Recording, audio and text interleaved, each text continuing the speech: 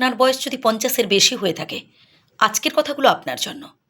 কারণ আজকে কিছু গুরুত্বপূর্ণ কথা বলবো, যেগুলো শুনলে আপনার মনের সব টেনশন দূর হয়ে যাবে।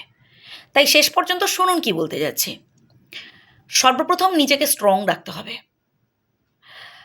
বয়স একটা সংখ্যা মাত্র। আমার তো বয়স হয়ে গেল, আমার তো যাওয়ার সময় হয়ে গেল। না ভাই, এসব ভাববেন না। যতদিন আমরা বেঁচে থাকবো পৃথিবীতে, যেন হেসে খেলে এই জীবনটা এনজয় করতে পারি। আপনার অর্জিত যা কিছু টাকা পয়সা, বাড়ি গাড়ি, যা কিছু আপনি কষ্ট করে উপার্জন করেছেন, নিজের নামে রাখুন। হ্যাঁ, অন্য কাউকে আপনি নমিনি রাখতেই পারেন, কিন্তু যাতে আপনি স্বয়ং ভোগ করতে পারেন শেষ বয়সে, এই চেষ্টা করবেন। মানুষের ওপর অধিক বিশ্বাস করতে যাবেন না, কারণ যেই মানুষটাকে আপনি সব থেকে বেশি বিশ্বাস করে ফেলবেন, যেই মানুষটাকে আপনি সব থেকে বেশি ভরসা করে ফেলবেন, পরবর্তীকালে দেখবেন সেই মানুষটাই আপনার সাথে বিশ্বাসঘাতকতা করছে।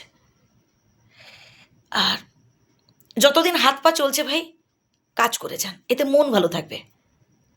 আর মন ভালো থাকলে না, শরীরও ভালো থাকে।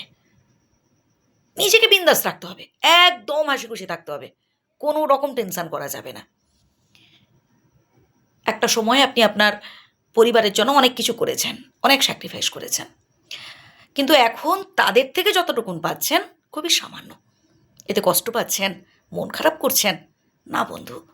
আপনি আপনার দায়িত্ব পালন করেছেন, আপনি আপনার কর্তব্য পালন করেছেন, বাকিটা বিধাতার উপর ছেড়ে দিন। আপনি ভাবছেন যে আপনার জীবনে শুধু দুঃখ, কি আপনার জীবনে শুধু কষ্ট? তো না বন্ধু, প্রত্যেকের জীবনে দুঃখ আছে। দুঃখ কষ্ট ছাড়া জীবন কি সম্পূর্ণ হয়? অল্পে সন্তুষ্ট হতে হবে। আপনি যতটুকুন পেয়েছেন বিধাতার কৃপায়, আপনার যতটুকুন আছে, সে যত কম থাকুক না কেন, তাতেই সন্তুষ্ট হতে হবে।